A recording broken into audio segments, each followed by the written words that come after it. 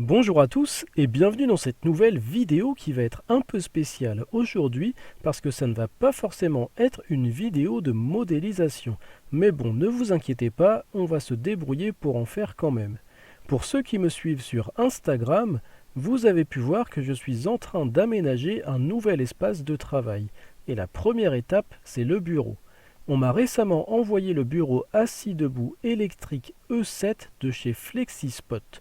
Je vous passe le montage qui est très simple et on passe directement au concret. C'est un bureau à hauteur variable qui va de 58 à 123 cm. Et ce qui est intéressant, c'est qu'on peut enregistrer 4 hauteurs favorites. Par exemple, si on veut travailler assis, on peut enregistrer la hauteur avec laquelle on est le plus à l'aise. Et pareil si on souhaite travailler debout. Petit truc pas mal aussi, c'est la présence de ports USB. On n'en a jamais assez. Bon après, en tant que maker, il faut forcément qu'on trouve des choses à corriger. Il y a notamment ces deux trous de passage de câble. Ça mériterait quand même une petite finition. Et puis ça va nous permettre de faire un peu de conception. Donc on prend les cotes et on passe sur Fusion 360. Sur Fusion 360, la première chose que nous allons faire, c'est créer une nouvelle esquisse sur ce plan. On va prendre l'outil cercle, on va partir de l'origine et on va tracer un premier cercle de diamètre 60 mm. On trace un second cercle concentrique au premier, on renseigne une valeur de diamètre de 45 mm et ensuite on peut quitter cette esquisse. À partir de cette esquisse, on va faire une extrusion.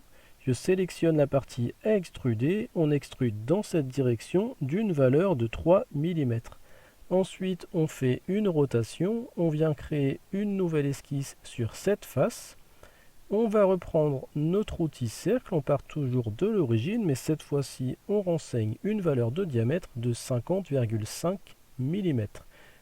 On va faire une nouvelle extrusion de cette partie. On va extruder dans cette direction d'une valeur de 20 mm. On refait une petite rotation et on va venir ajouter des congés. Donc sur cette arête, on va faire un congé d'une valeur de 2,5 mm et on va faire un second congé ici et cette fois-ci on fait un congé d'une valeur de 2 mm. Donc la pièce est maintenant terminée, on va pouvoir l'exporter. Pour ce faire, on va dans Fichier, Impression 3D, on sélectionne la pièce, on clique sur OK.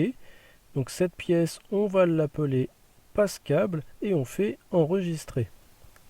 Ensuite, on balance le STL dans Cura. Donc il est à l'envers, on va faire une petite rotation pour le positionner de cette façon. On va regarder pour combien de temps il y en a. Donc il y en a pour 1 heure et 5 minutes d'impression. On va faire un petit aperçu juste pour contrôler comment ça va se passer. Donc nous, il va nous en falloir 2. Donc cette pièce, on va la dupliquer. Donc on fait un clic droit, multiplier la sélection. Je rajoute une pièce. Je vais la repositionner pour aligner les deux pièces. Je les décale pour les remettre au centre du plateau. Je clique sur découper. Donc il y en aura pour 2 heures et 12 minutes. Et on obtient ces deux pièces, donc une première que l'on va pouvoir placer ici et une seconde qu'on va placer de l'autre côté. Au final, pour quelqu'un comme moi qui passe pas mal de temps devant son PC, l'espace de travail est vraiment important et surtout son ergonomie. Donc je voulais vous partager la première pièce de mon nouveau setup. N'hésitez pas à me suivre sur Instagram pour voir la suite de l'aménagement. Pour les personnes intéressées par le bureau, vous trouverez toutes les informations dans la description. Et moi je vous dis à bientôt pour une prochaine vidéo.